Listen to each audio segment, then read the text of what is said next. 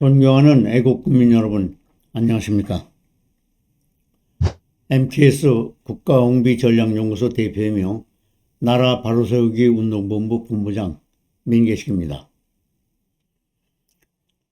우리나라 사람들이 미국에 가면 하늘을 원망하고 이탈리아에 가면 조상을 원망하게 된다는 우스갯소리였습니다.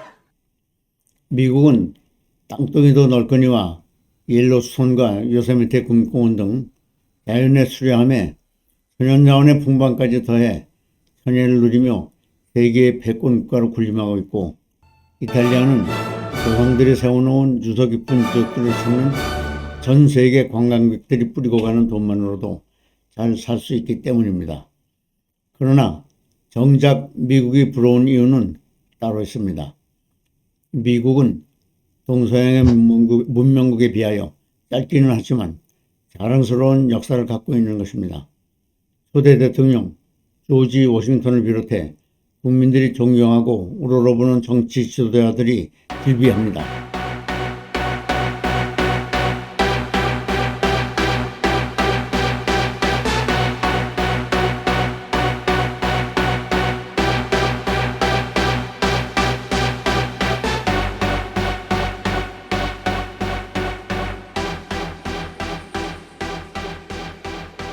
미국의 수도가 워싱턴 DC라는 걸 모르는 이는 없을 것입니다. 그러나 처음부터 워싱턴시가 미국의 수도는 아니었습니다. 1789년 영방정부가 수립되었을 때의 수도는 뉴욕이었고, 워싱턴 대통령도 이곳에서 취임했습니다. 1790년 수도를 필라델피아로 옮긴 워싱턴 대통령은 1791년 벌판이었던 현재의 워싱턴 DC를 새 수도로 정하고 국제 공모전에 당선된 설계를 기반으로 1792년 수도 건설에 착수하여 1800년 완공했습니다. 백악관, 처음 이름은 백악관이 아니었습니다만 백악관은 워싱턴에 처음 세운 건물이며 제2대 대통령 존 아담스부터 지금까지 220년 넘게 미국 대통령의 관저와 집무실로 쓰이고 있습니다. 계획 도시인 워싱턴의 중심에는 내셔널 몰이라는 거대한 기념공원이 널찍하게 자리 잡고 있습니다.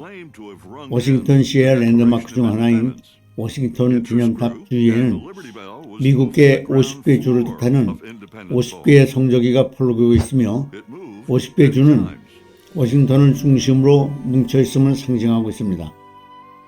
지구상에 수많은 나라가 있지만 미국의 수도처럼 수도의 명칭을 정인의 이름으로 정한 나라는 찾아보기 어렵습니다. 워싱턴 대통령이 그만큼 국민의 존경과 사랑을 받고 있다는 뜻입니다. Over the years, Independence Hall has been a gathering place for great events and for solemn occasions.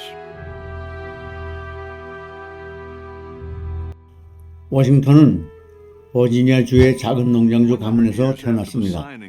10대 초반에 아버지를 여의고 형과 함께 어머니 밑에서 자랐습니다. 어릴 때는 수줍음이 많고 용감했으나 약간 경박한 편이었다고 합니다. 워싱턴은 북미 대륙의 패권을 놓고 다툰 영국과 프랑스의 전쟁 때 버지니아주 민병대 장교로 영국 편에서 싸웠습니다. 1758년 사직을 한 뒤 워싱턴은 이듬해 결혼을 했고, 미국 독립전쟁이 일어날 때까지 농장주로서 평안한 삶을 살며 인품면에서 크게 성장했다고 합니다.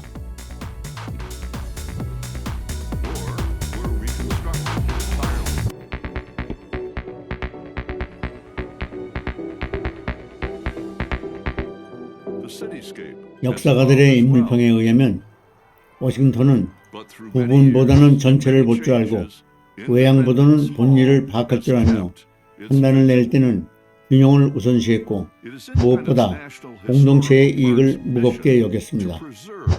젊은 시절에 경박하면서 벗어나 신중해졌고, 돈이나 권력 같은 세속적 욕망에 초연했습니다. 자연스럽게 워싱턴의 명성은 높아졌고 그에 대한 주변의 신망은 두터워졌습니다.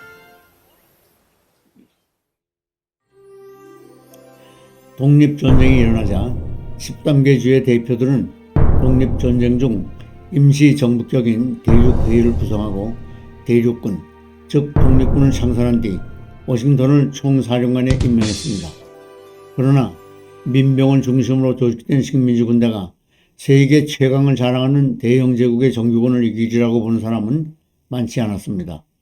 처음에는 오합지졸에 불과했던 대륙군은 워싱턴의 지휘 아래 불가능해 보이던 전쟁을 지속하여 마침내 승리를 쟁취했습니다.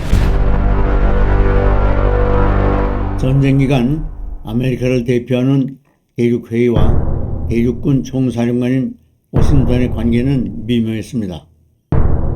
13개로 분열된 식민지에서 워싱턴 총사령관 휘하의 대륙군은 유일한 전국 조직으로 무력을 독점하고 있었으며 영국군을 상대로 승리를 거둘수록 총사령관 워싱턴의 명성과 권위는 높아져 갔으므로 대륙회의는 워싱턴 지휘하에 강력한 군대를 본능적으로 두려워했습니다. 세계 역사상 어느 나라, 어느 시기에나 인기 있는 군인과 강력한 군대의 존재는 정치적으로 미묘한 상황을 초래했으며 민주주의 경험이 전혀 없는 독립전쟁 당시의 미국에서는 말할 나위도 없었습니다. 그런 우려 때문에 대륙회의는 종종 워싱턴을 전폭적으로 지원하는 데 주저하곤 했습니다. 영국군이 항복하고 1783년 파리 평화조약으로 전쟁이 끝나자 세상의 이목이 다시 워싱턴에게 집중되었습니다. 감히 누구도 워싱턴에게 대륙군 총사령관직에서 물러나라고 요구할 수 있는 상황이 아니었으며 많은 사람들이 독립전쟁을 승리로 이끈 워싱턴에게 황제가 될 것을 간청하는 형편이었습니다. 당시 전 세계는 황제나 왕의 시대였으므로 무리도 아니었습니다.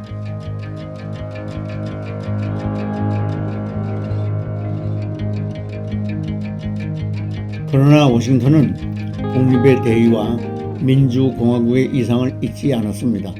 워싱턴은 제게 부여된 임무를 끝마쳤으니 사직서를 제출하고 모든 공직에서 물러나고자 한다며 대륙회의에 사령장을 반납하고 자신의 고향인 마운트 버논으로 은퇴하였습니다.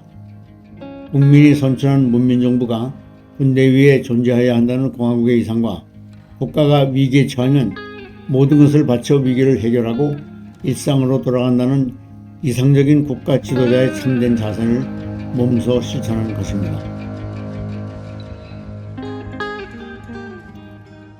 대륙회의는 은퇴한 워싱턴을 가만 놔두지 않았고 워싱턴은 미국을 위하여 봉사를 계속해야 했습니다. 재헌의회 의장으로 미국 헌법을 만드는 데 기여했고 초대 대통령으로 선출되어 미국이란 나라를 만드는 데 헌신했습니다. 대통령은 임기 4년에 한 번만 연임이 가능하다는 헌법을 제정하고 두 번째 임기를 마치자 종신 집권을 권유하는 주변의 유혹을 뿌리치고 미련 없이 공직에서 물러났습니다. 권력을 잡으면 부패하고 타락하게 됩니다. 그게 인간의 본성인지도 모르겠습니다. 그러나 워싱턴은 황제가 될 수도 있었지만 일반 시민의 길을 택했습니다. 워싱턴의 행동은 미국의 민주주의에 생명을 불어넣었고 미국의 지도자들에게 높은 도덕적 기준을 심어주었습니다. 미국인들은 워싱턴의 위대함을 알고 있으며 사후에 그를 신의 경지에 올려놓고 국부로 초하는 것입니다. 이런 미국의 역사가 부럽습니다.